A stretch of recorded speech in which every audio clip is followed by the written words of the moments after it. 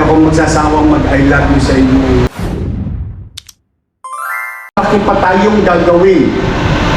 Tiyak yun.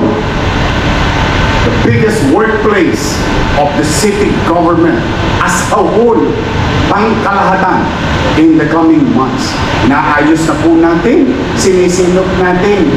Paano maging epesyente bawat palapag, bawat ahensya, at yung pagiging epesyente ng pagsasaayos ay siya rin ginhawa sa mga dadakong taxpayer, sa mga dadakong mga ngailangan. Na kung saan hindi na sila magpapanik-panaog kung saan man. Iisipin natin mabuti na ang isang partikular na pangangailangan ay may kaakibat pang isang ahensya na kanyang pupuntahan. At pipilitin natin yun ay magkakadugtong or what you call the ecosystem of a particular service that we're going to provide for our people who will go to that particular building. Soon, i-announce ko po yan sa inyo. But for the meantime, we've been reclaiming, repairing, rebuilding our medical facilities in the front line, in the community base. So this is one of many to come because there is many to fix. Marami pang marahil sa chat group ninyo, sana kami next. Kasi totoo naman po ang itsura ng iba nating medyo karimari-mari. Di ba?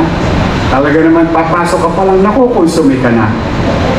But again and again, maswerte kayo MHD. Kasi spoiled kayo sa resources. Dahil doon talaga nakatuon ang malaking portion ng limited resources natin to address the healthcare of our people in the city of Manila. So today, excited ako para sa inyo. Silipin na natin ito. And I would like to congratulate each and everyone. Thank you for your patience. But at least, matangos ang ilong kong makapaglalakad sa bawat isa sa inyo. Makita tayo sa intersection, Calzada, Boulevard o Highway, that we went beyond what is being required from us. 6 months, it became 5 months. Then, you be the judge of a new facility like this. Now, lahat ng ito, isa lang ang request ko.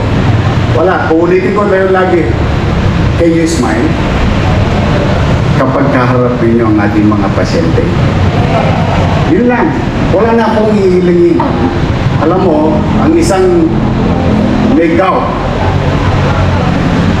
o rayuma o kumikirot ang bulok na ipin na para bang inahampas mo ang ulo mo sa pader sa kirot. Habang may sakit, walang mauunawa ang katwiran. Tandaan niya yan, kahit kayo lumagay sa katayuan doon. But, when you are confronted, visited, or any client for that matter, mahirap o mayaman o middle class, kapag ang mga medical practitioner natin, non-medical practitioner in a healthcare facility, kapag kaharap pa lang sila, tas nakita na yung gilagid ninyo. Lahat ang mapuputi ninyong ipin, para bang gumagaling na agad sila. I know the feeling. Maniwala kayo. I go and went to public hospital like Jose Reyes at the time and San Lazaro pag nagtatahigan. Doon ka dinadala. Ang laki ng hiringgila nung araw. Ang hiringgila nung araw is stainless. Inabot ko pa yun. But when I see a beautiful nurse, when I see a BHW, or barangay nutritionist, or a doctor who would happily attend to me, pawi na lahat yung nervous ko. Tapos habang ini-injection ng nakangiti sa'yo, nawawala ang takot mo. So, metaphorically speaking. But the thing is, if we really show our inner selves, which is your profession, which by principle, kaya kayo sumama dyan because you care. No? Alam ko maraming problema sa bahay, maraming problema sa buhay, and so on and so forth. But when we work and go to our workplace, we try to, yung alam mo yung maliwalas yung mukha mo. Hindi yung, Dok, ang sakit. Eh kumain ka ng maraming matamis, eh kaya masisira yung imbis na, di ba? Sumit naman ito. Di ba? The point is, ang masakit. O sige, maupo kayo dyan. Alright? Antabay lang kayo, ha? Kasi may nakasalang pa. May dinidistro ka pang bagang dun. Kayo na po ang susunod. O, Dok, pag kumakain ako, eh dire-diretso na. O, walang sayat. Kasi bungal na siya. Oh. Eh, makita-kita, may 2 piraso pang natitira. Huwag kang mag-alala na eh. May kakapitan tayo ng pustiso. May pagkakapat talaga, pwede pa ako makapagpustiso. Huwag kang mag-alala na eh. O, titirahin natin yan para pag ngiti mo, may love sa'yo ulit si tatay. These are the things that I really wanted you to do.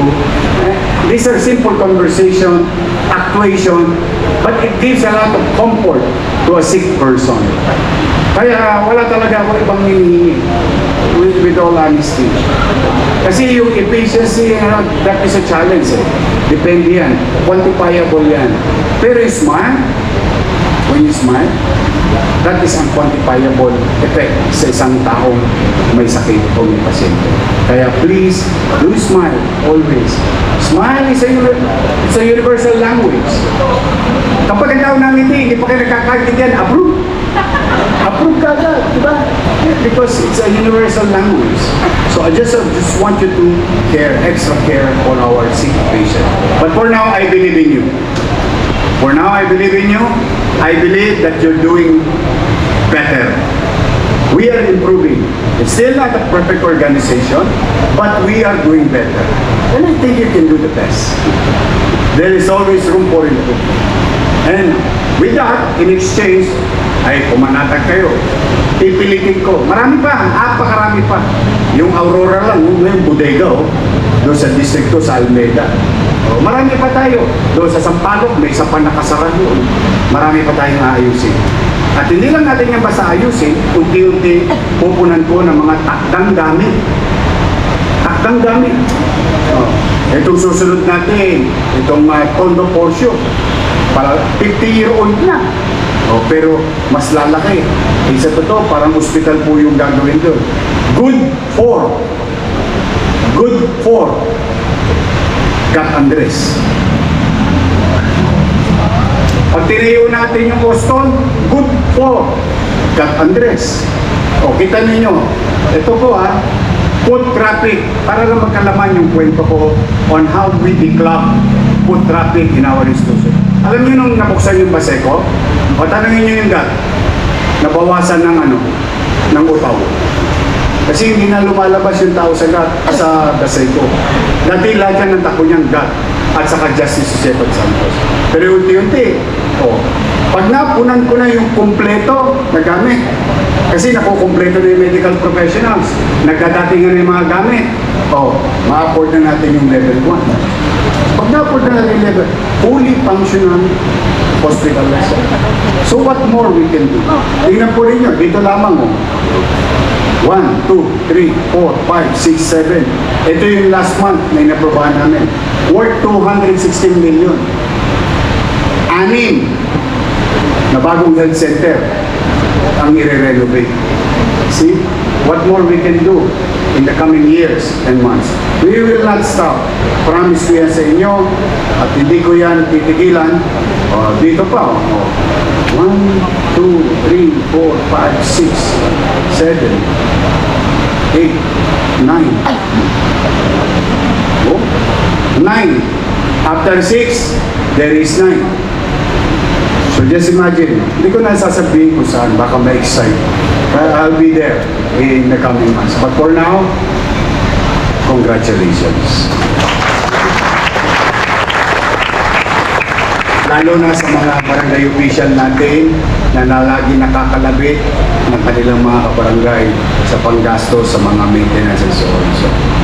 at least makakaluwag-luwag ako sa inyo.